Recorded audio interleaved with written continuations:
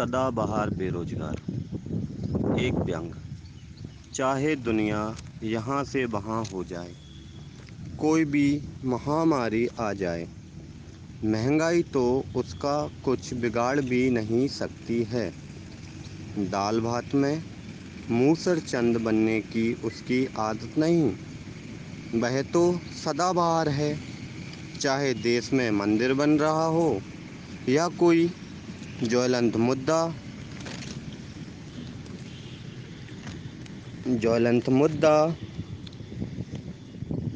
अपने आप को खड़ा कर रहा हो। ये भाई साहब जानकारी सब रखते हैं, परंतु इनके बस में अभी कुछ नहीं है। माना यही तो देश का भविष्य है।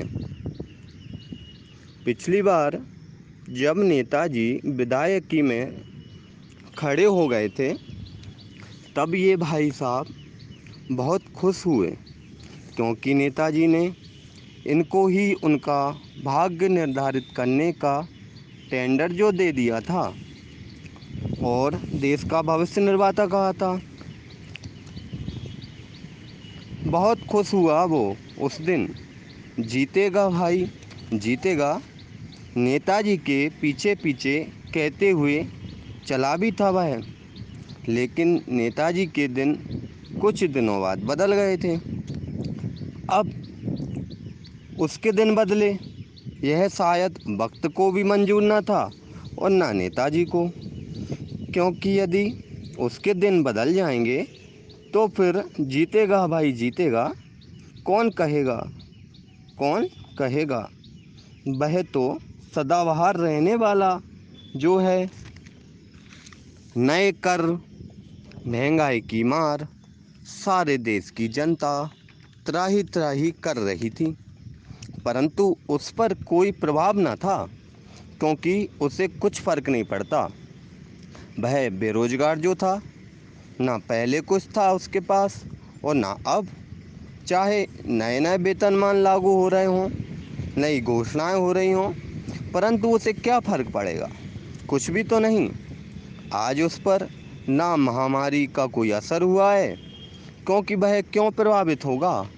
उसका काम धंधा बिल्कुल भी बंद नहीं हुआ, क्योंकि वह ना पहले कुछ कर रहा था और ना अब, परंतु सोच जा रहा था कि काश अब कुछ बदले, या फिर मैं रहूं सदाबहार बेरोजगार।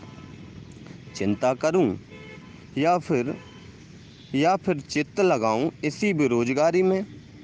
बदलता देखूं देश, या फिर मैं भी बदलूं। नहीं नहीं, नहीं नहीं, अभी तो मुश्किल है। नेताजी ने कहा था अगले 5 साल में सबको रोजगार दिलाएंगे। अभी तो कुछ माह बाकी है ना अगले चुनाव को। दुनिया तो एक दिन में भी बदल सकती है, मैं भी बदल जाऊंगा। कहीं नेताजी ने कहा है वह उनको याद रहे। बस नेताजी को अपने पुराने दिन याद आ जाएं और नेताजी फिर पहले जैसे हो जाएं, तो ये जो बेरोजगारी का बे है वो बेरोजगारी के नाम के आगे से हट जाए और मैं फिर से या अब से रोजगार सदाबहार कहलाऊं। मैं रोजगार सदाबहार कहलाऊं।